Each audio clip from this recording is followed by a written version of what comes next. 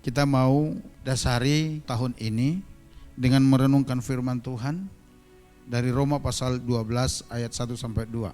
Dengan tema di sana persembahkan hidup atau tubuh kepada Tuhan. Roma 12 ayat 1 sampai 2. Kita akan baca bersama-sama Bapak Ibu ayat ini. 1, 2, 3 iya. Karena itu saudara-saudara, demi kemurahan Allah, aku menasihatkan kamu supaya kamu mempersembahkan tubuhmu sebagai persembahan yang hidup, yang kudus, dan yang berkenan kepada Allah. Itu adalah ibadahmu yang sejati. Ayat 2. Janganlah kamu menjadi serupa dengan dunia ini, tetapi berubahlah oleh pembaharuan budimu, sehingga kamu dapat membedakan manakah kehendak Allah, apa yang baik, yang berkenan kepada Allah, dan yang sempurna. Yang percaya katakan amin. Kita awali dari sini saudara ya, yaitu mempersembahkan hidup atau tubuh kepada Tuhan. Nah saudara, ketika Paulus menulis surat ini dan mengirimkannya kepada jemaat di Roma, kondisi jemaat di Roma ini sedang tidak baik-baik. Mereka sedang berada di dalam sebuah penganiayaan besar.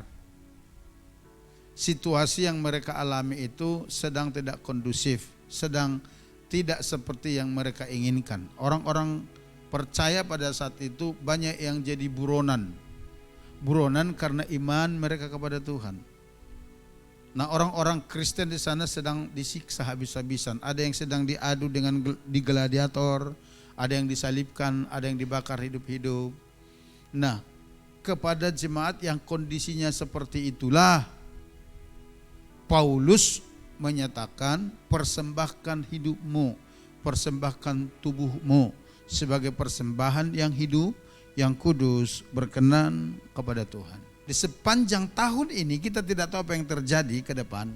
Nah, saya diingatkan Tuhan supaya menyampaikan kepada kita agar kita mempersembahkan seluruh hidup kita, tubuh kita ke dalam tangan Tuhan. Nah, kenapa harus mempersembahkan? Sama seperti konteks pada saat itu, kenapa mereka harus mempersembahkannya kepada Tuhan? Bisa saja mereka beralasan, oh ini situasinya sedang begini, situasinya sedang tidak nyaman. Bagaimana kami bisa konsen kepada Tuhan dalam kondisi begini? Tapi tidak.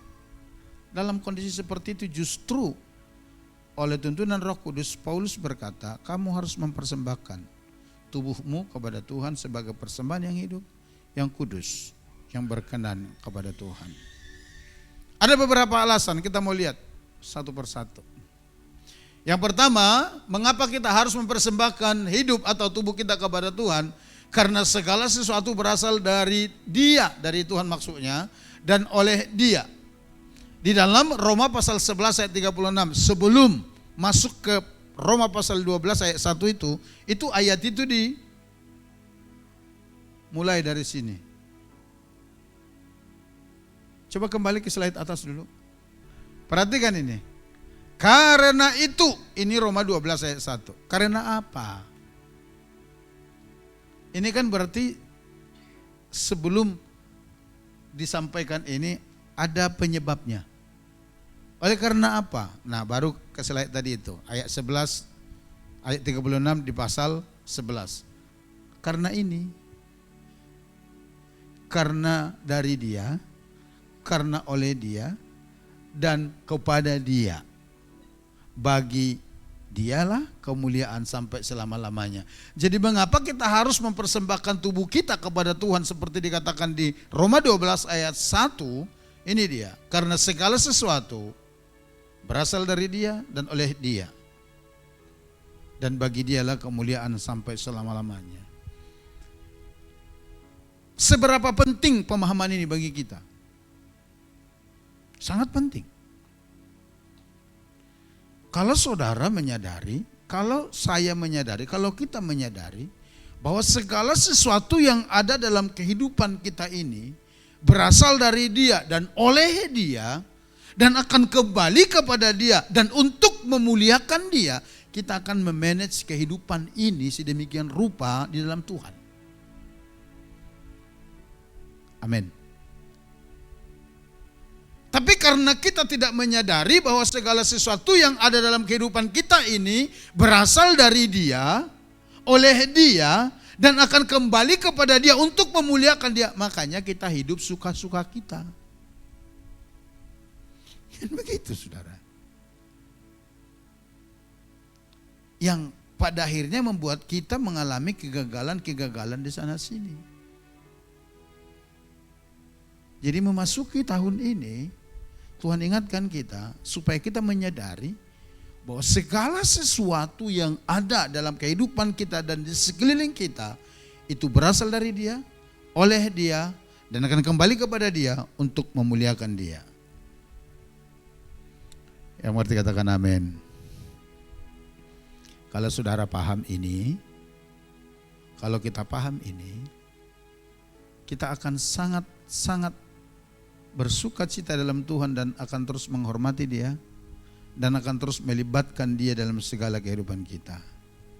Kita tidak akan berkata, oh ini karena saya, oh ini karena kekuatan saya, oh itu karena teman saya, oh itu karena upaya saya. Enggak satu pun di antara kita yang berkata begitu. Atau intinya tidak akan ada satupun di antara kita yang pada akhirnya menyombongkan diri karena keberhasilan-keberhasilan. Karena kita tahu semuanya berasal dari Dia, oleh Dia. Oleh karena itulah Roh Kudus berbicara melalui Paulus kepada jemaat di Roma saat itu dan sekarang kepada kita. Hendaknya kamu mempersembahkan hidupmu, bukan hanya hidup tapi dikatakan tubuhmu. Tubuh itu artinya berbicara indera, berbicara jasmani, semua yang ada di dalam diri kita. Kita harus persembahkan itu kepada Tuhan sebagai persembahan yang hidup. Kalau dikatakan persembahan yang hidup maksudnya apa Bapak Ibu? Artinya itu selama saudara masih hidup. Kalau kita sudah mati, apa yang saudara mau persembahkan? Selama hidup kita inilah kita bisa mempersembahkannya. Mempersembahkan apa? Apa saja. Mempersembahkan ide-ide kita, mempersembahkan tenaga kita, mempersembahkan waktu kita, mempersembahkan harta yang Tuhan titip percayakan kepada kita, mempersembahkan jabatan yang Tuhan titip percayakan kepada kita, mempersembahkan uang yang Tuhan titip Tuhan percayakan kepada kita untuk Dia dan untuk memuliakan Dia. Itu berbicara hidup dan seluruh tubuh. Amin. Jadi memasuki tahun ini, second chance, Tuhan mau kita mempersembahkan seluruh hidup kita kepada Tuhan sebagai persembahan yang hidup, yang kudus dan berkenan kepadanya. Alasannya karena memang segala sesuatu dalam hidup kita berasal dari Dia. Kalau kita mengerti, memahami ini, apakah saudara akan khawatir mengenai makan minum pakaian saudara? Enggak dong. Apakah saudara akan khawatir mengenai kematian? Oh enggak. Apakah saudara akan khawatir menjalani kehidupan ke depan sekalipun menurut beberapa para pakar ke depan enggak menentu apa segala macam? Apalagi ada seorang hamba Tuhan meramalkan sampai tahun ini masih tahun kegelapan keuangan, tahun sekian baru tahun pemulihan begitu. Saudara yang memahami, saudara yang mengerti bahwa segala sesuatu dalam hidup kita berasal dari Dia, enggak perlu khawatir. Karena kalau saudara menyerahkan hidup saudara sungguh-sungguh kepada Tuhan, krisis dunia tidak akan pernah mempengaruhi kehidupanmu. Ada banyak contoh dalam Alkitab. Tuhan akan pakai caranya secara khusus memelihara orang-orang yang hidup berserah sepenuh kepada Dia. Yang kedua, alasan yang kedua, karena hidup kita sudah ditebus dan sudah menjadi milik Kristus seutuhnya. 1 Korintus 6 ayat 19-20 berkata demikian, atau tidak tahukah kamu bahwa tubuhmu adalah bait Roh Kudus yang diam di dalam kamu, Roh Kudus yang kamu peroleh dari Allah, dan bahwa kamu bukan milik kamu sendiri, sebab kamu telah dibeli dan harganya telah lunas dibayar. Karena itu muliakanlah Allah dengan tubuhmu. Yang percaya katakan amin. Mengapa kita harus mempersembahkan hidup dan tubuh kita kepada Tuhan atau kepada Kristus? Alasan yang kedua, karena hidup kita sudah ditebus dan sudah menjadi milik Kristus seutuhnya. Emang tadinya kita bukan milik Kristus. Milik Kristus sih. Tapi ketika Adam dan Hawa jatuh ke dalam dosa, kita itu sempat terjual gitu loh saudara. Nah, tapi karena kasihnya kita ditebus kembali. Ibarat barang di pegadaian. Saudara karena satu dan lain hal gadaikan barang di sana. Kemudian saudara tebus barang itu benar-benar menjadi hak milik saudara. Yang punya pegadaian tidak berhak lagi atas barang itu. Betul? Nah sama kayak begitu. Kita telah ditebus dari dosa dan hidup kita benar-benar seutuhnya menjadi milik Kristus. Oleh karena itu dikatakan muliakan. Muliakan Tuhan. Sebab hidup kita ini bukan milik kita lagi. Tapi milik Kristus. Sekali lagi kita harus paham ini. Kalau kita paham konsep ini, bahkan ketika kita mau membuat sebuah strategi atau merencanakan sesuatu, kita harus berpikir tanya Tuhan. Apa yang harus saya lakukan Tuhan? Apa yang harus saya buat? Bagaimana nanti? Caranya seperti apa? Metodenya, strateginya. Bagaimana Tuhan? Kenapa? Karena memang kita ini bukan milik kita lagi. Kita ini milik Kristus. Oleh karenanya kita harus mempersembahkan seluruh hidup dan tubuh kita kepada Tuhan. Next. Kepada jemaat di Roma, Paulus menuliskan begini. Roma 6 ayat 13. Dan janganlah kamu menyerahkan anggota-anggota tubuhmu kepada dosa untuk dipakai sebagai senjata kelaliman. Tetapi serahkanlah dirimu kepada Allah sebagai orang-orang yang dahulu mati. Dahulu mati artinya begini, karena dosa kita sebenarnya sudah mati. Tetapi yang sekarang hidup. Kenapa hidup? Karena ditebus oleh Yesus. Dan serahkanlah anggota-anggota tubuh kepada Allah untuk menjadi senjata-senjata kebenaran. Jangan kamu menyerahkan anggota-anggota tubuhmu kepada dosa untuk dipakai sebagai senjata kelaliman. Termasuk pikiran loh saudara. Saya tertarik ketika ditulis di situ kelaliman. Berbicara kelaliman itu sangat luas pemahamannya. Bisa di sana kenajisan, penipuan, kebohongan. Jangan serahkan anggota tubuh kita ke sana. Kenapa? Karena kita milik Kristus. Karena kita sudah ditebus oleh darah Yesus. Amin. Minggu lalu kan saya katakan demikian. Kehadiran Yesus ke dunia ini sebagai terang yang sesungguhnya membawa perubahan dalam kehidupan kita. Yang pertama itu kita dijadikan menjadi anak-anak Allah. Yang kedua, rohnya dimateraikan di hati kita. Yang ketiga, kita menjadi ahli waris kerajaan Allah. Betul saudara ya? Kita menjadi anak-anak Allah, kita menjadi milik Allah. Yang seharusnya kita bangga akan hal itu di dalam Tuhan.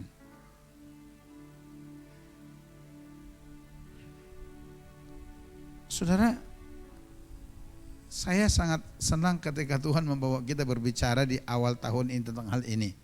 Untuk meletakkan kembali dasar-dasar pemikiran kita. Supaya sepanjang tahun ini kita berjalan bersama dengan Tuhan. Menaruh pengharapan kita kepada Tuhan dan meletakkan seluruh hidup kita dalam tangan Tuhan.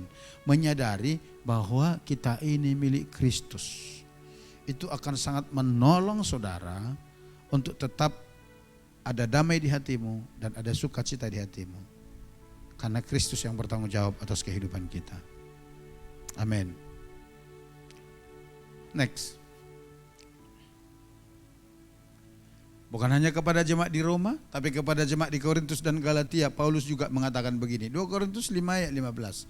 Dan Kristus telah mati untuk semua orang, supaya mereka yang hidup, artinya kita yang hidup, yang ditebus oleh Yesus itu, tidak lagi hidup untuk dirinya sendiri, tetapi untuk Kristus, untuk Tuhan, yang telah mati dan telah dibangkitkan untuk mereka. Ini dipertegas ini. Supaya kita yang telah ditebus Yesus Kristus tidak lagi hidup untuk diri kita sendiri, tetapi untuk Tuhan. Kalau dikatakan kita hidup untuk Tuhan itu maksudnya apa? Apa kita tidak boleh mengerjakan segala sesuatu? Bukan itu maksudnya. Tapi maksudnya hidup kita untuk Tuhan itu begini. Ketika saudara berbisnis, kelolalah bisnismu seperti yang Tuhan mau. Dan biarlah melalui bisnis itu pekerjaan Tuhan semakin diperluas dan dimuliakan. Gitu loh saudara.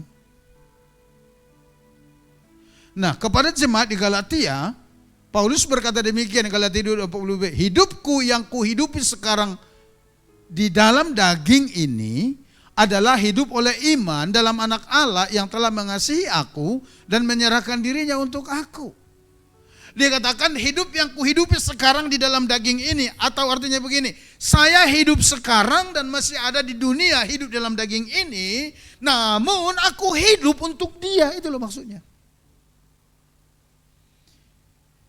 Kenapa? Karena kita telah ditebus oleh darah Yesus Kristus dan kita menjadi milik kepunyaannya. Oleh karenanya, Roh Kudus berbicara kepada kita melalui Paulus, kita harus mempersembahkan seluruh hidup kita, seluruh tubuh kita sebagai persembahan yang hidup, yang kudus dan berkenan kepada Tuhan. Yang ketiga, alasan yang ketiga, karena itulah cara hidup yang berkenan dan ibadah yang sejati kepada Tuhan. Roma 12 ayat 1 itu berkata begini, perhatikan. Karena itu saudara-saudara, demi kemurahan Allah, aku menasihatkan kamu supaya kamu mempersembahkan tubuhmu sebagai persembahan yang hidup, yang kudus dan yang berkenan kepada Allah. Itu adalah ibadahmu yang sejati. Jadi ternyata hidup, mempersembahkan hidup kepada Tuhan, mempersembahkan tubuh kita kepada Tuhan, mempersembahkan segala sesuatu yang dalam hidup kita kepada Tuhan. Firman Tuhan berkata itu adalah cara hidup yang berkenan di hadapan Allah. Amin. Kalau itu cara hidup yang berkenan di hadapan Tuhan, itu berarti cara hidup yang akan diberkati Tuhan. Halo? Kalau berbicara perkenanan dan Tuhan katakan aku berkenan, itu berbicara berkat Tuhan. Kalau kita lakukan sesuatu yang berkenan di hati Allah, itu berarti saudara gak perlu teriak-teriak untuk meminta berkat dari sorga. Langit di atasmu terbuka dan berkat Tuhan akan tercurah atasmu. Kenapa? Karena kita hidup dan melakukan sesuatu yang berkenan di hadapan Allah. Dan dikatakan itu adalah ibadahmu yang sejati. Dikatakan ibadahmu yang sejati itu artinya begini, bukan berarti saudara gak perlu datang beribadah ke gereja, bukan itu maksudnya. Tapi ibadah yang saudara lakukan, apakah itu doa, pujian, penyembahan, datang beribadah ke hari Minggu itu, harus disertai dengan tindakan-tindakan itu, maka ibadahmu itu menjadi ibadah yang sejati. Itu loh maksudnya saudara. Itu maksudnya begini, percuma aja saudara datang tiap minggu ke gereja, tapi kalau hidupmu tidak dipersembahkan kepada Tuhan. Kalau tubuhmu tidak dipersembahkan kepada Tuhan. Kalau apa yang Tuhan titip dalam kehidupan kita tidak dipersembahkan kepada Tuhan sebagai persembahan yang kudus. Enggak berkenan kata Tuhan. Tapi kalau engkau mempersembahkannya kepada Tuhan, dikatakan itulah cara hidup yang berkenan di hadapan Allah dan menjadi ibadah yang sejati. Saudara rajin datang ibadah, saudara rajin mengikuti semua fasilitas penggembalaan, dan saudara melakukan apa yang firman Tuhan lakukan, persembahkan saudara. Wah saudara yang paling berbahagia. Kenapa? Karena sekelilingmu boleh gonjang-ganjing, tapi hidupmu tetap dipelihara Tuhan. Amin. Ya saudara. Jadi alasan yang ketiga, karena itulah cara hidup yang berkenan di hadapan Allah dan ibadah yang sejati kepadanya. Next. Allah mau melalui hidup kita melakukan segala sesuatu untuk memuliakan Dia. Kepada jemaat di Kolose, Roh Kudus melalui Paulus berkata begini, apapun juga yang kamu perbuat, perbuatlah dengan segenap hatimu seperti untuk Tuhan dan bukan untuk manusia. Penting ini. Penting. Jadi ketika saudara mau lakukan sesuatu, lakukan itu seperti untuk Tuhan, bukan untuk manusia. Kalau saudara memiliki paham ini, saudara pasti menjadi manusia yang bertanggung jawab. Atau saya mulai deh. Nanti mungkin beberapa minggu ke depan kita akan khotbah, saya akan sampaikan tentang, saya akan jabarkan dulu mengenai values dari pelayanan kita. Grace itu. Akronimnya grace, G-nya growing, bertumbuh, R-nya responsible, bertanggung jawab, A-nya accepting, menerima atau penerimaan, C-nya communicate, care, menjadi orang yang peduli dan mudah berkomunikasi, ramah, dan E-nya educate, mengajar. Saudara, sebagai orang percaya itu harus ada, nilai-nilai itu harus ada dalam kehidupan kita. Kita harus menjadi orang percaya yang bertumbuh di dalam Tuhan. Kita harus menjadi orang percaya yang bertanggung jawab di dalam Tuhan. Bertanggung jawab itu artinya begini, sekecil apapun dipercayakan pekerjaan pelayanan Tuhan untuk saudara, saudara kerjakan dengan bertanggung jawab. Kenapa? Karena ini. Ada kesadaran di hati pikiran kita bahwa kita lakukan itu bukan untuk manusia, tapi kita melakukannya untuk Tuhan. Coba kalau pikiran saudara tercemari, saudara harus berkata, percuma saya lakukan, enak aja, nanti dia jadi ini jadi itu. Akhirnya saudara tidak melakukannya. Tapi kalau mindset kita disetting sedemikian rupa bahwa apapun yang kita lakukan, apapun yang kita kerjakan itu, kita mengerjakannya seperti untuk Tuhan, saya percaya saudara akan melakukan dengan bertanggung jawab. Biar enggak ada orang menyaksikannya, biar enggak ada orang melihat, biar enggak ada orang yang memberikan tepuk tangan. Karena kita melakukannya untuk Tuhan, bukan untuk manusia. Dan orang-orang yang berpikir seperti itu, memiliki hati seperti itu, orang itu pasti bertumbuh. Yakin saudara, pasti bertumbuh. Mereka akan menjadi orang yang sangat peduli. Mereka akan menjadi orang yang ramah. Mereka akan menjadi orang yang bisa menjadi teladan, mengajar. Dirinya itu jadi panutan gitu loh. Karena dia tahu dia lakukan itu bukan untuk manusia, bukan cari perhatian dari manusia. Bukan cari sorak-sorai dari manusia. Tapi mereka tahu mereka lakukan itu untuk Tuhan. Karena mereka melakukannya untuk Tuhan, yang memperhatikan mereka siapa? Ayo, yang memperhatikan mereka siapa? Tuhan. Kalau Tuhan yang memperhatikan orang yang seperti itu, berarti Tuhan bisa buka jalan dari mana aja untuk memberkati orang itu. Boleh mereka dua gak terima PK dari gereja ini, tapi Tuhan bisa buka jalan dari mana-mana untuk memberkati mereka. Itu loh prinsipnya saudara. Itu yang kita harus pahami. Apabila kita setiap saat terus-menerus mempersembahkan tubuh kita kepada Kristus, maka itulah bentuk ibadah kita yang sejati. Dan sebagai hasilnya kita akan mengalami pembaharuan pikiran atau pola pikir. Roma 12 ayat 2 berkata begini, dari bacaan kita tadi, janganlah kamu menjadi serupa dengan dunia ini, tetapi berubahlah oleh pembaharuan budimu. Melalui apa kita berubah di dalam pembaharuan budi? Mempersembahkan hidup kita, tubuh kita kepada Kristus sebagai persembahan yang hidup yang kudus. Sehingga dikatakan, sehingga kamu dapat membedakan manakah kehendak Allah, apa yang baik, yang berkenan kepada Allah, dan yang sempurna. Ternyata dengan mempersembahkan hidup dan seluruh tubuh kita kepada Kristus sebagai persembahan yang hidup kudus berkenan, ini terjadi saudara.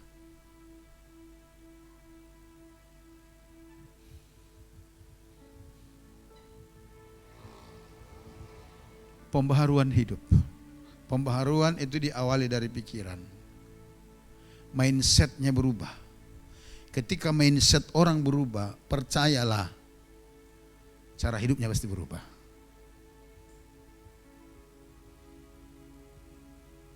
Terjadi di sana pembaharuan.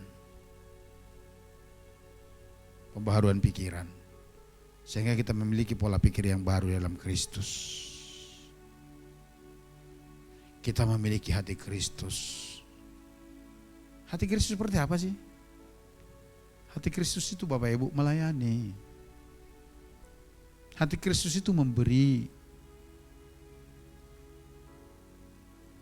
Hati Kristus itu tidak pernah cari untung. Melayani dan memberi. Itu hati Kristus, berkorban. Kalau yang seperti itu kita miliki, apa pekerjaan Tuhan tidak benar-benar maju tuh? Benar Bapak Ibu? Apa tidak benar-benar maju tuh? Kita berlomba-lomba untuk mempersembahkan apa yang ada pada kita kepada Kristus. Apa tidak maju pekerjaan Tuhan seperti itu? Tapi coba kalau pikiran kita pikiran lain, pikiran kita pikiran bisnis. Yang kita pikirkan untung melulu. Di luar bolehlah. Tapi ketika saudara melayani Tuhan jangan. Saudara berhadapan dengan Tuhan. Nanti Tuhan punya cara sendiri untuk memberkati saudara loh. Kalau saudara memiliki pemikiran, pikiran Kristus dan hati Kristus, memberi, melayani dan berkorban. Next. Kehidupan yang berfokus hanya untuk diri sendiri akan membawa seseorang kepada kekacauan dan kesusahan. Tetapi kehidupan yang berorientasi kepada Kristus akan membawa seseorang kepada kehidupan yang kekal, bahagia dan sukacita. Saya enggak tulis di sini berkat materi sekalipun itu ada. Karena saya pikir ini jauh lebih penting. Yang tiga ini, hidup kekal, bahagia dan suka, itu jauh lebih penting daripada harta dunia, betul enggak? Banyak orang punya harta dunia tapi enggak bisa bersukacita. Orang lain senyum, oh salam, happy new year dia. Padahal uangnya banyak. Ya enggak saudara? Saudara tahu enggak, kalau saudara itu bahagia, sukacita, umur saudara itu panjang. Amin. Amin. Nah, itu akan terjadi kalau kita berorientasi kepada Kristus, bukan kepada diri kita sendiri. Semakin kita berfokus pada diri kita akan semakin khawatir, kita akan semakin takut, kita akan semakin mengasihani diri sendiri dan akan semakin membangun benteng terhadap orang lain. Tapi ketika kita berorientasi kepada Kristus, damai sukacita dari Tuhan akan memenuhi hati kita. Amin saudara ya. Sekalipun tadi malam gak bisa bakar-bakar karena hujan, kita tetap sukacita. Kita lihat yang terakhir yuk. Jangan tegang-tegang. Yang terakhir yang keempat. Biar hidup kita dapat dipakai sebagai alat kerajaan Allah. Artinya begini, dengan mempersembahkan hidup kita, tubuh kita kepada Tuhan, Tuhan akan memakai kita menjadi alat di dalam kerajaannya. Di dalam Roma pasal 6 ayat 13b tadi dikatakan, serahkanlah dirimu kepada Allah sebagai orang-orang yang dahulu mati, tetapi yang sekarang hidup. Dan serahkanlah anggota-anggota tubuhmu kepada Allah untuk menjadi senjata-senjata kebenaran. Artinya begini, ketika saudara mempersembahkan hidup saudara, ketika kita mempersembahkan seluruh tubuh kita kepada Tuhan, Tuhan akan pakai kita menjadi alat di dalam kerajaannya. Saudara mau? Amin? Saya mau itu. Saya rindu itu. Tuhan pakai menjadi alat yang berguna di dalam kerajaannya. Next. Ketaatan terhadap setiap perintah Tuhan akan memampukan kita dapat berdiri tegak menghadapi dan melawan tipu muslihat iblis. Iya, ingat tipu muslihat iblis itu jauh lebih jahat dari musuh yang sesungguhnya. Dia akan menipu kita sehingga kita akan tampil sebagai pemenang, bahkan lebih daripada pemenang. Roma 8 ayat 7. Saudara mau mengalami kemenangan Tuhan itu?